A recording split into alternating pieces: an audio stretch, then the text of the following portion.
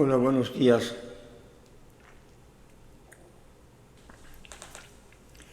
Hay un tema bastante interesante que actualmente circula en los medios de comunicación, ¿verdad? Y se refiere a un concepto actual, digamos, no actual, porque es en estos momentos, en estos días, que está causando pues, mayores comentarios, ¿verdad?, en diversos medios y en las redes sociales. El término es la guerra cognitiva, la guerra pues, cognitiva quiere decir la guerra del conocimiento, ¿verdad? Es concepto algo raro, o sea, el conocimiento, hay una guerra de conocimiento, según define este concepto.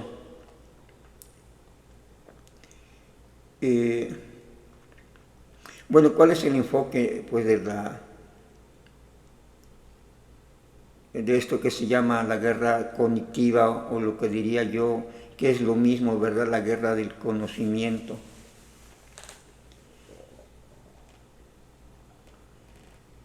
Bueno, más que nada, el punto central de este tema es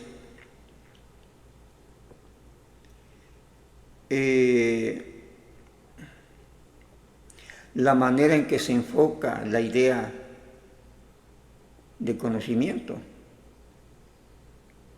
la idea de conocer, la manera en que se enfoca y se distribuye la información, ¿verdad? O se comunica la información que se tenga, porque se supone que toda comunicación, todo lo que se informa, pues proviene de cierto conocimiento, ¿verdad? Es decir, que todo lo que hacemos, que todo, entrando a algo, a una generalización, a un raciocinio de este concepto,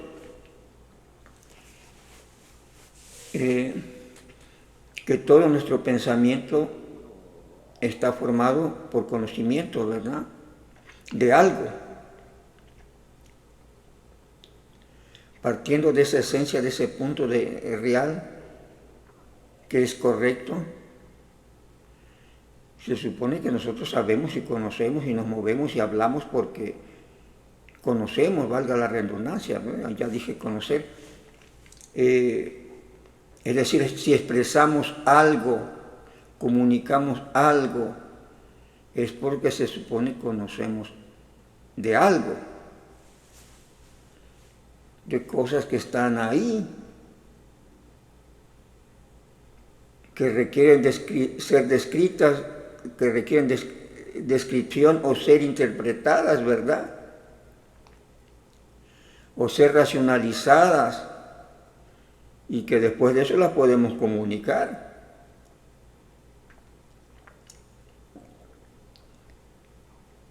Se supone que entonces así funciona la parte del acceso al conocimiento, ¿verdad? Hay un objeto por conocer y hay un sujeto que conoce, como nos dirán los maestros de filosofía o de lógica en las clases, ¿verdad?, ya en la universidad, el objeto y el sujeto. ¿Quién es el sujeto? Pues se supone que es la persona, o somos nosotros, o es el ente que está conociendo, ¿verdad?, que está observando.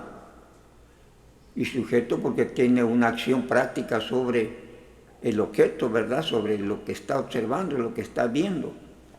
Y el objeto, pues como ya se dijo, es lo que está ahí y que es observado, ¿verdad?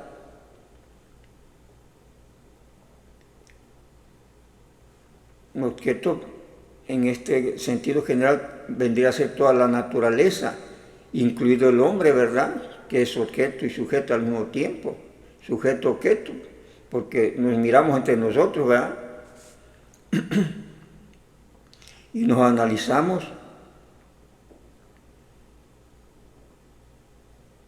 Hay disciplinas que estudian el comportamiento humano, como la psicología, la sociología. Es decir, el hombre es sujeto y es objeto al mismo tiempo, se estudia a sí mismo. Podríamos llegar a esa afirmación.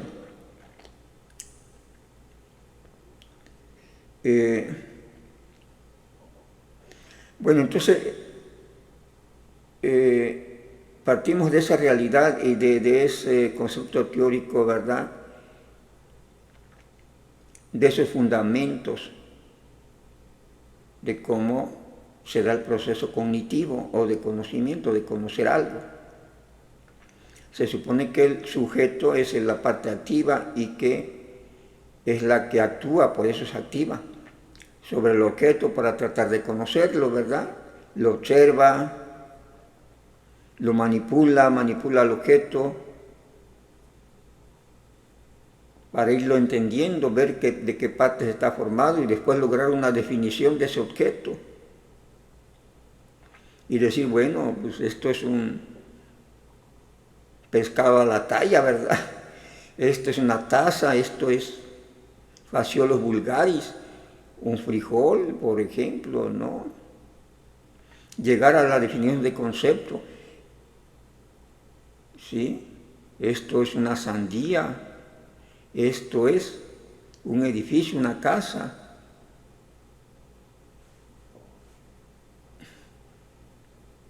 Se define el concepto a través de la actividad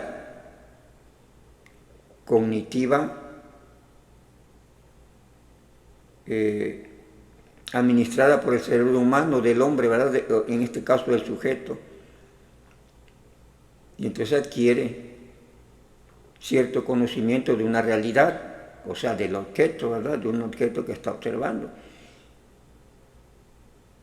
Y ya puede formar un concepto, por ejemplo, de taza, ¿no? Y en el concepto de taza, después de haber estudiado una taza, de haberla visto, de cómo es, de que hay de diversos colores, de diversas formas, después ya no necesitamos verla para saber que es una taza. Podemos soñar incluso no estar tomando una taza de café cuando dormimos, ¿verdad? Podemos soñar y ver la taza y ver el café y oler el café en el sueño. Es decir, después de formalizar el concepto de una realidad, se nos queda grabado en la mente y cuando alguien dice taza, sabemos el concepto general de qué es una taza, cuál es su objeto, para qué sirve. Y nos podemos imaginar diversos colores y diversas formas, porque ya en el concepto abstracto no interesa específicamente la taza real, es el concepto nada más, y me la puedo imaginar como yo quiera, pero de un concepto obtenido de la realidad, ¿verdad? Que sirve para algo y tiene ciertos fines y está formada de diversa manera. ¿Sí? Y cuando veo una taza real, bueno, entonces ya es algo específico, ya veo, esta taza sé que es una taza por el concepto, pero ya la taza me dice, pues yo tengo color rojo, tengo color blanco, soy grande, soy pequeña, y ya la veo, esta taza es taza pequeña de color rojo. Es una taza para café express, ¿verdad? Es muy pequeña, pero es una taza. Entonces así se forma, se supone, el conocimiento. Pero después, el detalle del proceso siguiente es que luego tenemos que comunicar ese conocimiento. De acuerdo obviamente al idioma que se hable, ¿verdad? Si por ejemplo una taza, si yo no sé inglés, el que habla inglés puede estar hablando de una taza y yo no entender que está refiriéndose a una taza, ¿verdad? Porque el concepto no lo relaciono, la palabra con lo que sería la taza, ¿verdad? porque está en otro idioma, porque el concepto también del lenguaje se forma en la práctica, ¿verdad? Bien, entonces todo esto, parte introductiva, por decirlo así,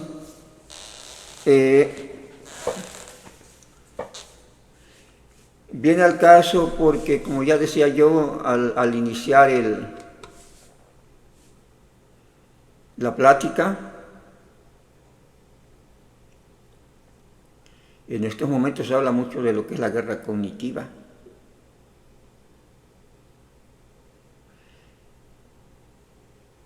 Y entiendo yo, por lo que se maneja en ese aspecto, se refiere a la guerra de conocimiento, ¿verdad?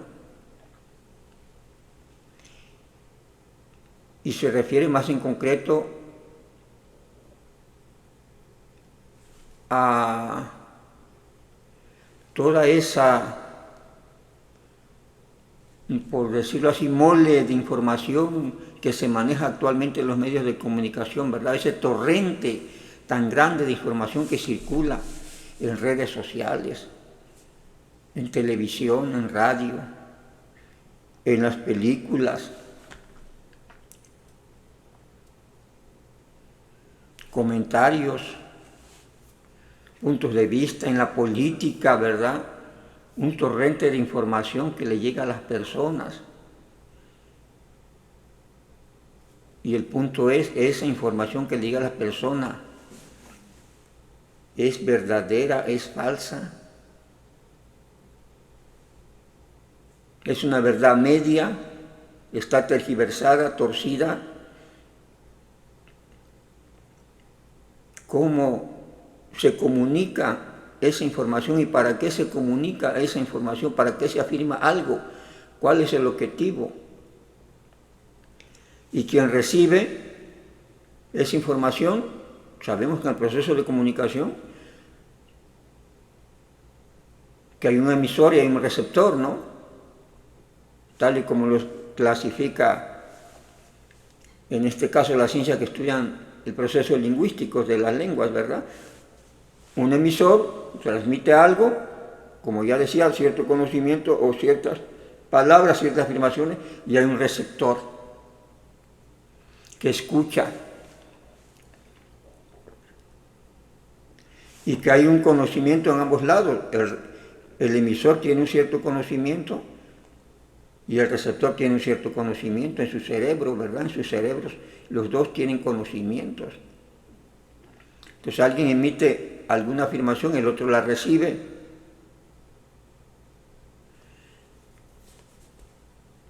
Si no es el mismo idioma y uno no sabe el idioma del otro, puede emitir lo que quiera, el otro no lo va a entender.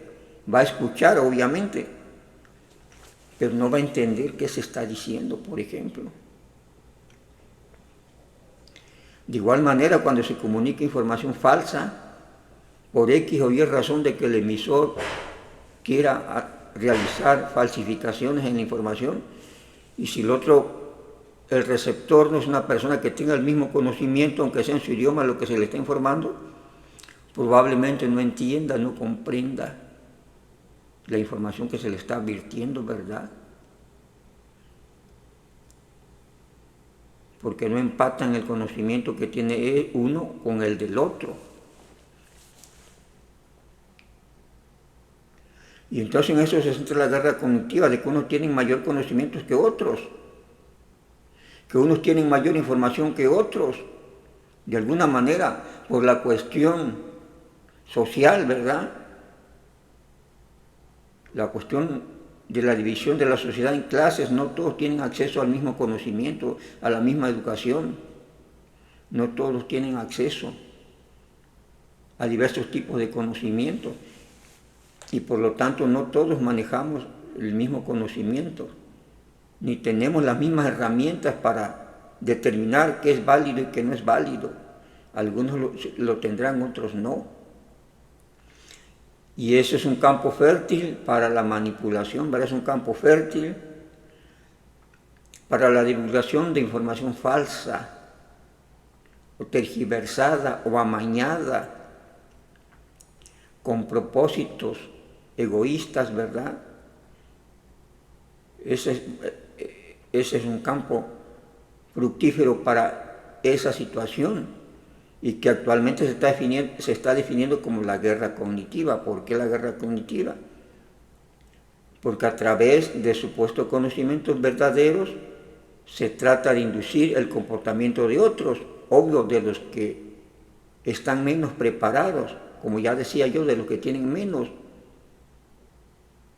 conocimiento almacenado, amasado en su cerebro, en sus entrañas, por diversas razones, porque no saben leer, porque no tuvieron acceso a una educación superior, o estudiaron solamente primaria, de acuerdo a los niveles de cada país, o están en una situación, como se dice, de ignorancia, ¿no? Total o parcial, o etcétera. O aunque estés preparado, en algunas cuestiones del conocimiento no eres experto, ¿verdad? Porque sabemos que el conocimiento es muy amplio. Algunos podrán tener un conocimiento, por ejemplo, en contabilidad, pero no conocen otras cosas, ¿verdad? No conocen otros puntos de vista de la naturaleza, por ejemplo, de biología. Un contador quizás le habla de términos biológicos y aunque es una persona preparada, se supone, quizás no te entienda lo que es algunos aspectos de la biología. Entenderá algo porque está preparado, pero quizás no todo, no como un especialista en biología. Entonces, estas desigualdades en el conocimiento, y sobre todo en el conocimiento científico, porque hay que aclarar que hay varios tipos de conocimiento, ¿verdad? Bueno, estas desigualdades pues, provocan lo que se llama esa guerra cognitiva del conocimiento, de que alguien quiera distorsionar la realidad y manipular a otro y el otro tiene que creer,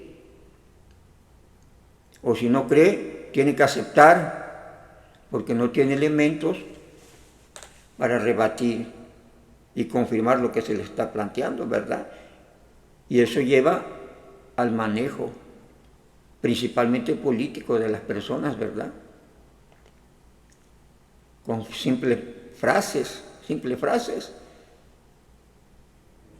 y manejan a muchos, ¿no? Y es así porque sabemos que el 70%, por ejemplo, en el caso de México, el 70% de los jóvenes no tienen acceso a la educación superior, por ejemplo, ¿verdad? El 30% se queda, cuando mucho, hasta preparatoria, el que llega a preparatoria, y con conocimientos muy deficientes, que es muy difícil polemizar con otras personas que saben más que ellos, ¿verdad? O herramientas muy deficientes por el sistema educativo que así está diseñado, con deficiencias, para poder opinar, para poder debatir con otros, ¿verdad? Porque para debatir se requiere cierto conocimiento, no solo son afirmaciones en el aire, ¿sí? Entonces, este es el punto crucial de lo que se ha llamado la guerra cognitiva, y se le ha llamado guerra cognitiva porque se parte del hecho, o la evidencia dice, según los estudios y muchos estudiosos del tema y lo que se ve en las redes sociales, que hay gente interesada, sobre todo gente que tiene mucho poder, grupos, no estamos hablando de todos los que tienen poder y que todos los que son de clase alta, pero hay grupos o pequeños grupitos que tienen cierto control sobre algo y tratan de imponer un tipo de ideología, por ejemplo, un tipo de manera de ver las cosas, tratan de inducir un tipo de comportamiento en las personas de acuerdo a intereses personales que le favorezcan a quien está tratando de manipular. Es decir, alguien quiere manipular a alguien porque le conviene, ¿verdad? Porque se va a aprovechar de esa maniobra.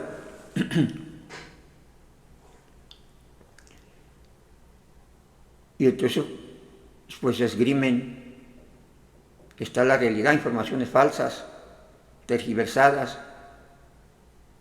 trucadas, se puede trucar videos incluso, ¿no? Ya cosas de ese tipo, ¿no?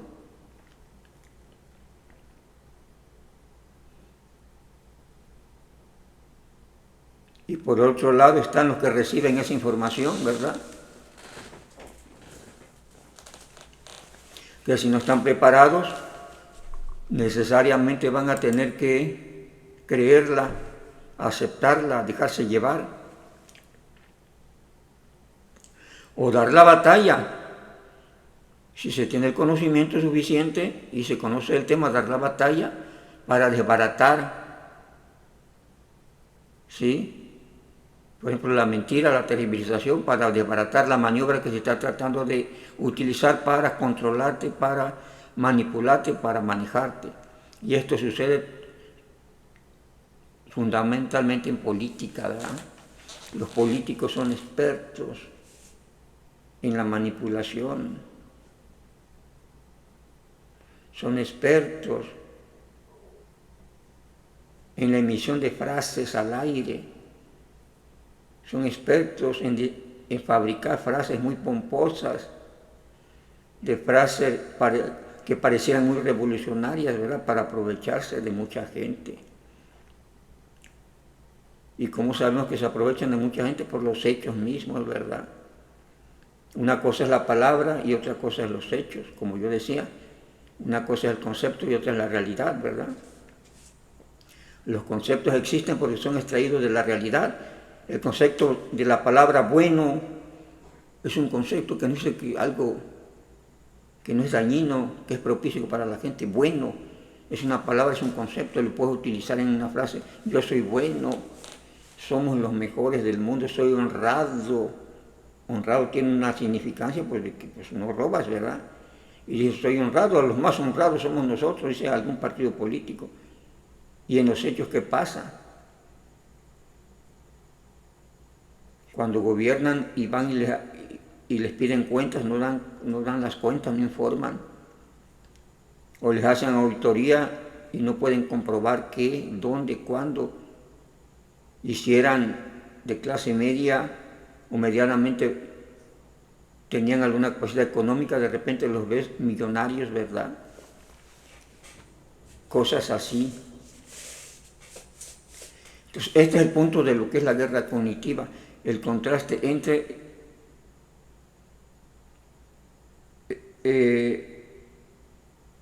lo que se dice, lo que se afirma con fines de manipulación de las personas, ¿sí?, y la capacidad que tienen otros para comprender las falsedades y emitir sus puntos de vista para desbaratar las falsedades.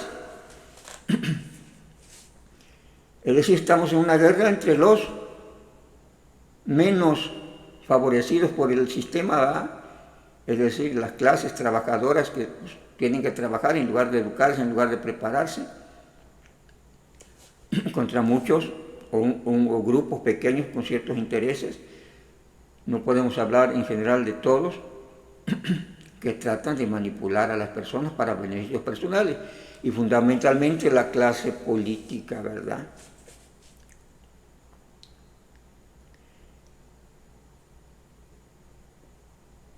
Y entonces, el otro punto de la guerra cognitiva o del conocimiento es de que se tergiversa la ciencia, ¿verdad? Se hacen pasar ciertos conocimientos como científicos, dicen, investigué, se hizo una investigación, pero señores, existen dos tipos. Sí, cualquier cosa que tú hagas por saber algo es investigación. El gato anda husmeando por ahí, anda investigando, el perro anda oliendo el rastro, anda investigando. Pero existe el otro punto, que es la investigación científica. Está la investigación empírica de los hechos empíricos. Pues sí, yo puedo salirme y decir, voy a investigar a cómo está el clima acá afuera y me salgo a ver. O a ver qué pasó aquí. Es un tipo, sí, pero no es científica. Puedes llegar a resultados, a datos que tú crees que según tu interpretación así es, pero puede ser otra realidad. Entonces, aquí el otro punto es la contraposición con la investigación científica, que la investigación científica tienen un método. Y para después afirmar algo, después de investigar, la investigación tiene que llevar una prueba, experimentación y prueba de lo que se tiene que determinar que es un conocimiento real y verdadero y que así es. Y que donde tú quieras que vaya o quien quiera analizar y hacer uso de ese conocimiento, experimentar con ese conocimiento, siempre va a salir igual, va a ser lo mismo porque es verdadero. ¿Sí? Si yo digo Phaseolus vulgaris, en todo el mundo me refiero al frijol. Y no hay problema, cualquiera que sepa de eso, Phaseolus vulgaris, es una planta con ciertas características, ¿verdad?, de tipo leguminosa, etcétera, etcétera, etcétera. Familia tal, orden tal, especie, género. Inmediatamente me la imagino. Phaseolus vulgaris, variedad tal, y es variedad. Cuando hablamos de los cafés, ¿no? Coffea americana, Coffea arábiga, son café, pero uno es arábica, otro es americana. Ahí está el robusta también, Coffea robusta. Son distintos, entonces quien tiene conocimiento de café, tú le hablas de Coffea robusta, inmediatamente identifica qué tipo de planta, cómo está la planta, qué tipo de sabor, qué tipo de café es. Porque hablar de café en general es una bebida, no café. Claro, para el que no conoce, no tiene el conocimiento científico correcto, le dicen café arábica, café robusta, pues es lo mismo, ¿vale? No, pues arábiga, robusta, no entiendo qué será, pero es café. Bueno, ¿verdad? Ese está el conocimiento científico derivado de la investigación científica.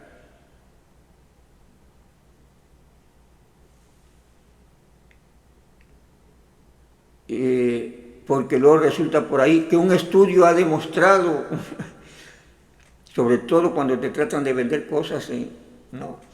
Un estudio demostró que esta planta es buena para esto y para esto y 1000 curas, ¿no? La misma planta.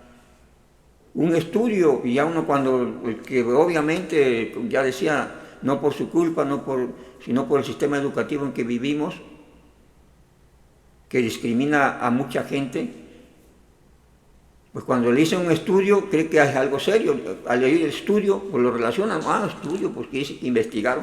¿Una investigación? Pues una investigación, porque no tiene claro definir el concepto entre investigación científica, ¿verdad?, y investigación cualquiera normal. Y puede creer lo que el estudio dice, ¿verdad?, que por un estudio en una universidad hicieron en algún lugar y no te mencionan la fuente clara, no te mencionan el autor, no te mencionan los resultados. ¿Dónde puedes ir tú a ver ese estudio y no te mencionan si es estudio científico, ¿verdad?, que está demostrado? Un estudio probó, un estudio hizo esto. Igual pasa en política, ¿verdad?, principalmente. Esta construcción que vamos a hacer es buena para el beneficio del pueblo.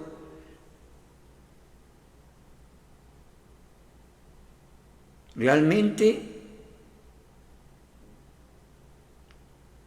es como se está diciendo, esta construcción no va a afectar el medio ambiente, no va a afectar nada.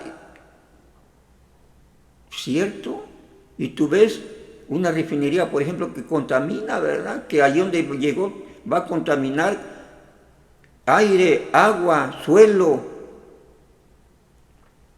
¿sí?, el manto acuífero, causar enfermedades, vías respiratorias, por todos los desechos que genera una planta, por ejemplo, de ese tipo que procesa petróleo, ¿verdad?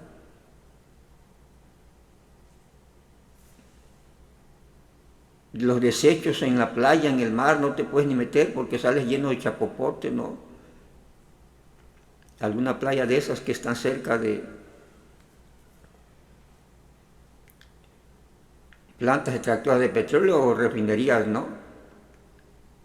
Porque en México está con contingencia otra vez porque están volviendo a utilizar combustibles no aptos, combustibles que contaminan, ¿verdad? llamado combustóleo, por ejemplo, cosas de ese tipo.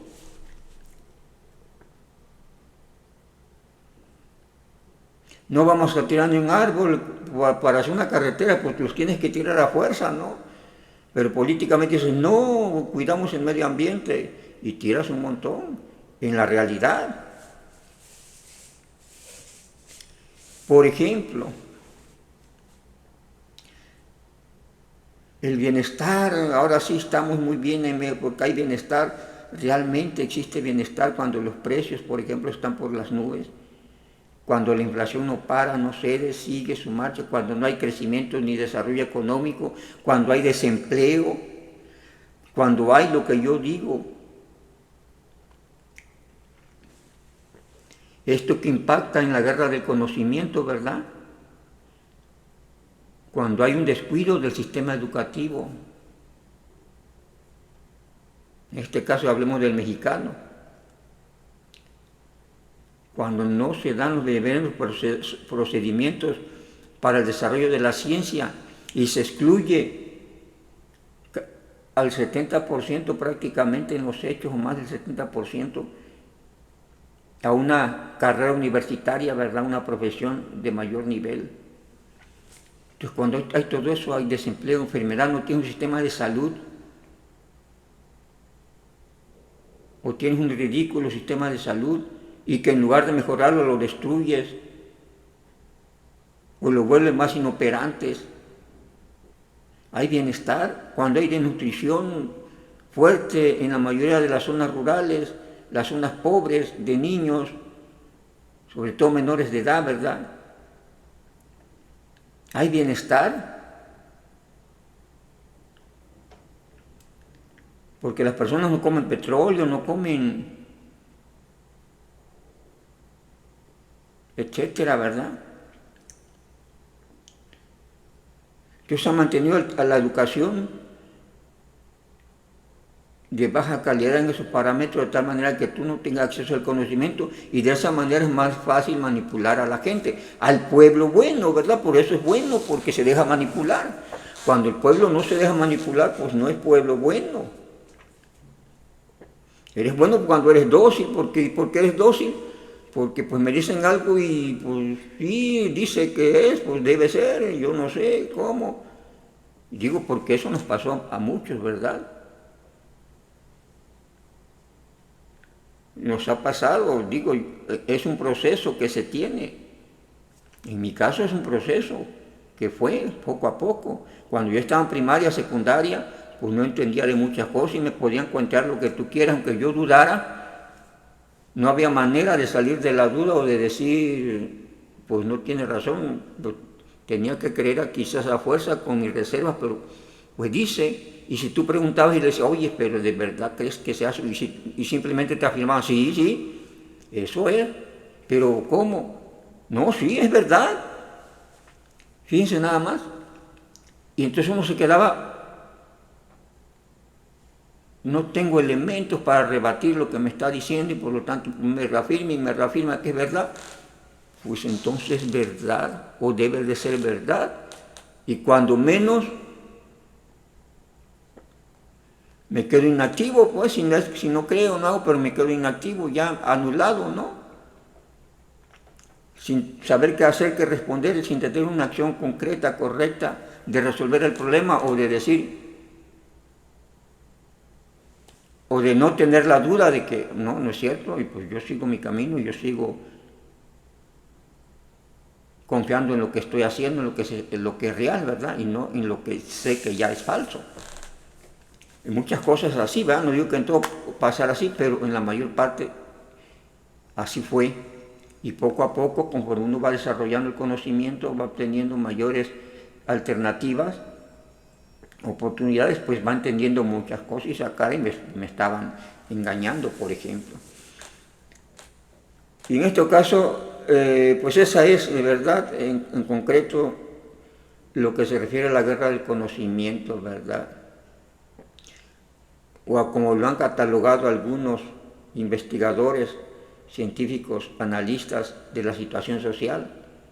Estamos en una guerra de conocimiento, de que la mayoría carece de un buen conocimiento, de acceso a la información verdadera, de información veraz, confiable, carece al acceso del conocimiento científico, carece al acceso de la educación superior y por lo tanto es manejable, manipulable, y otros lo tienen y otros aunque no lo tengan, pero pueden manipular con simples afirmaciones.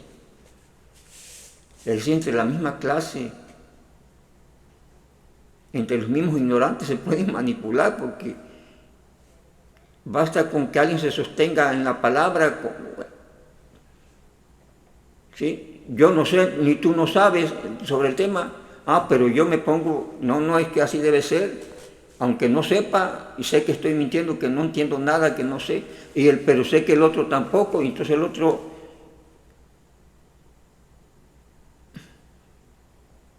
pues lo que va a hacer seguramente va a decir, bueno, pues ya me lo dijo muchas veces, dice que sí. Y además dice que mucha gente, ¿no? Porque está el otro mito, ¿verdad? Entonces tendré que creerle a mi compañero, aunque estemos los dos igual de ignorantes, ¿verdad?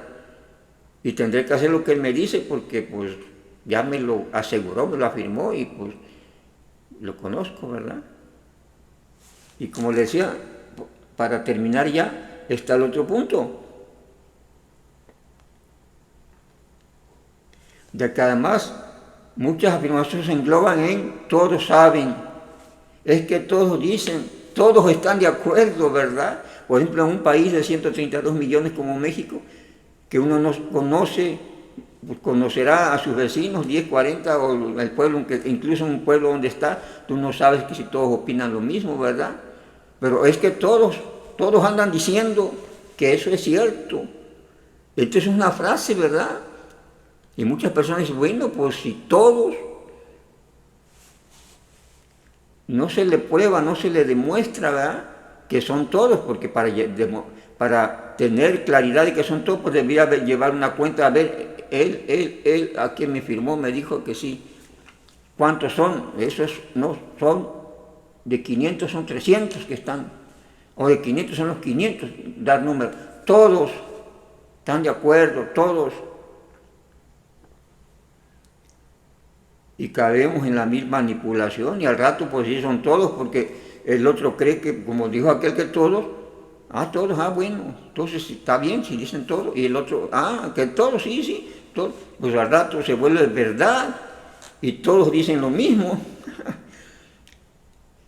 Así funciona la guerra del conocimiento, ¿verdad? Induciéndote a absurdos y a tomar decisiones absurdas y a creer en conceptos absurdos solo porque alguien afirma que todos están de acuerdo en tal o cual cosa, o todos están seguros de tal o cual cosa, ¿verdad?, sin habértelo probado. Hicimos una encuesta, luego dicen, ¿verdad?, y la encuesta dice que el 60%, el 80%, el 90% aprueba y ve muy bien una encuesta, ¿verdad? ¿Quién la hizo? ¿Cómo la hizo? ¿Qué métodos utilizó?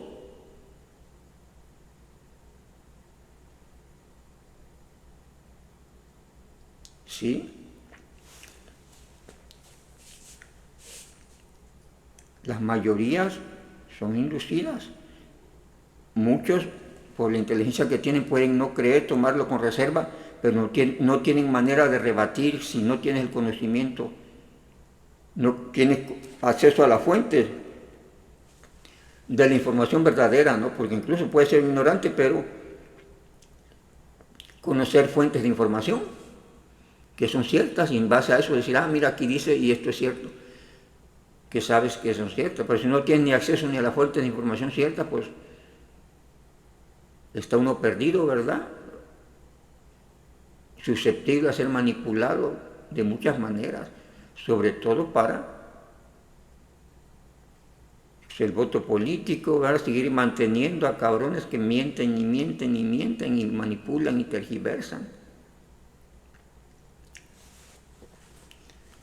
Entonces por eso se le llama la guerra cognitiva. Entonces estamos en desventaja, la gente de la clase trabajadora de escasos recursos, estamos en desventaja porque pues los conocimientos el acceso a la educación, a la investigación científica, al conocimiento científico son limitados, pobres y deficientes para los que logran alcanzar algo, algún tipo de educación de nivel superior. Y no nos queda más que dar esta batalla contra los que mienten, contra los que tergiversan el conocimiento, pues preparándonos, ¿verdad? Estudiando matemáticas, aunque sea por la cuenta de uno, biología, ciencias naturales, ciencias sociales, todo lo que abarque, ¿verdad? Buscando la información verdadera, tratando de comprobar lo que se me dice, si se puede comprobar, analizar antes toda información que llegue y no actuar inmediatamente, ¿verdad? Si alguien me dice algo, pues no creerlo de inmediato, ¿verdad? Racionalizarlo, pensarlo, buscar soluciones, buscar hipótesis, buscar conclusiones, buscar relación de lo que se me está diciendo con ciertas cosas, darse un tiempo para pensar, si es que no tengo todos los elementos, para ir tomando una decisión y no actuar impulsivamente porque me dijeron esto, o porque me picaron el orgullo, ¿verdad? O porque me picaron la emoción, porque esa es otra arma, otra herramienta de la guerra del conocimiento cognitiva, que te manejan principalmente con las emociones, hablan de emociones, es que eres pobre, es que eres oprimido, es que te explotan y si te explotan y yo te voy a salvar y yo te voy a ayudar, como se hace con los indígenas, ¿no? Como es que han sido y nosotros, la lucha sigue por estos indígenas y vamos a rescatar todo lo bueno, que cuidan el ambiente, que están con la naturaleza, esa sabiduría que tienen y emocionan a la gente. Y, ¡ay, qué bueno, verdad! Somos buenos. Esa no es la realidad. Por eso acude a la cuestión emocional siempre, sobre todo en los políticos, ¿verdad? Los pobres primero, y el pobre dice, ¡ay, sí, yo soy primero! Cuando en realidad no es eso, no es así, y se comprueba cuando la situación de un país no cambia, sigue igual o empeora, entonces realmente están viendo, o te manipulan con sobornos, ¿verdad? Como en muchos países, incluido México. Te vamos a dar algo de dinerito, ¿verdad? En México dicen, hay un tipo de pensión que le llaman, que no debe llamarse pensión porque es un apoyo del gobierno. Pero la pensión para los adultos, mayor para los abuelitos, ¿verdad? Y luego resulta que el 40% son gente que no necesita ese dinero, que son gente, abuelitos de billete, pues, ricos, ¿no? Y que de las clases pobres, de los abuelitos pobres, solo el 40 y tantos por ciento, 46% recibe,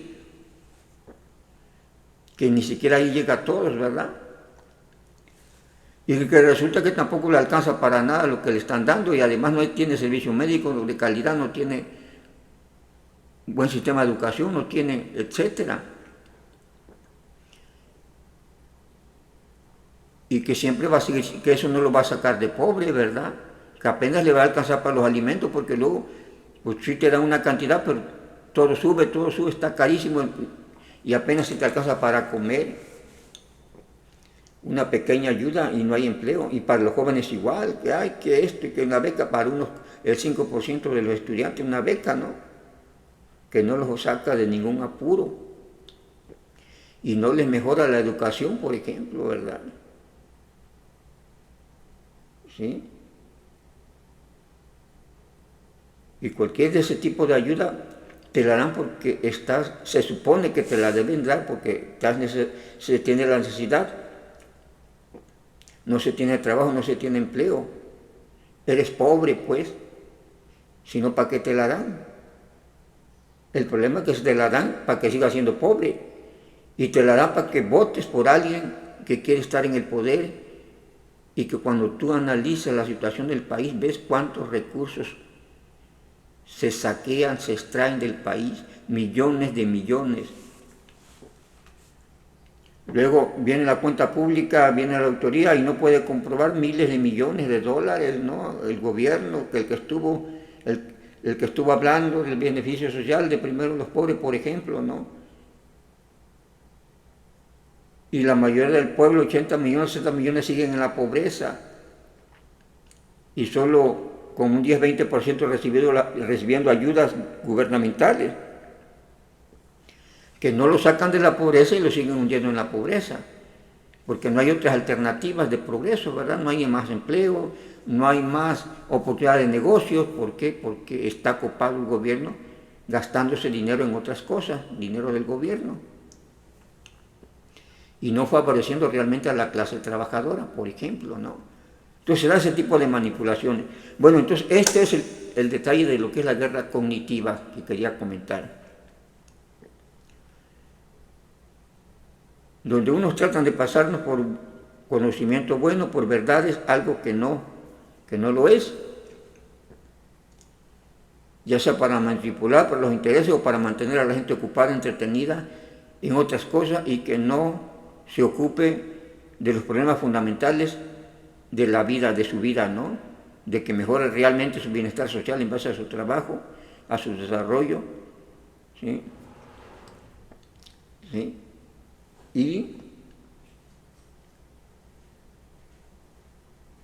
Y por otro lado, bueno, la gente que simplemente recibe esa información es consumidor de esa información y no tiene la capacidad de rebatir. Y por el otro lado, quienes sí pueden o podemos de alguna manera rebatir ese tipo de conocimiento falso, pues se da la guerra, ¿verdad? Desbaratar las mentiras, desbaratar lo falso de las afirmaciones. Bien, eso es el punto de lo que es la guerra cognitiva.